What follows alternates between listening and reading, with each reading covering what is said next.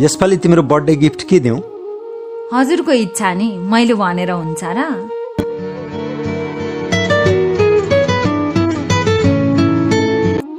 हजुर आमा। के गर्दैछौ छोरो? सबैलाई राम्रै छ नि? ठिकै छ आमा। गाउँमा म पनि एक्लै छु, तेरो धेरै याद आउँछ। मलाई पनि कति भेट्न मन छ आमा। ठिकै छ, समय मिलाएर आइज न। बुहारीले थाहा पाएर तिमीहरूको झगडा हुन्छ कि फेरि विचार गर्नु है। हुन्छ आमा। कसको फोन थियो? आमाको।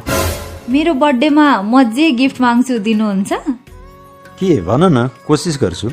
त्यसो भए मेरो बर्थडेको दिन मलाई हजुरको आमा गिफ्ट दिनुहोस्। आजै गाउँ गएर आमालाई गाउँबाट लिएर आउनुहोस् अनि हामी आमासँगै बस्छौँ।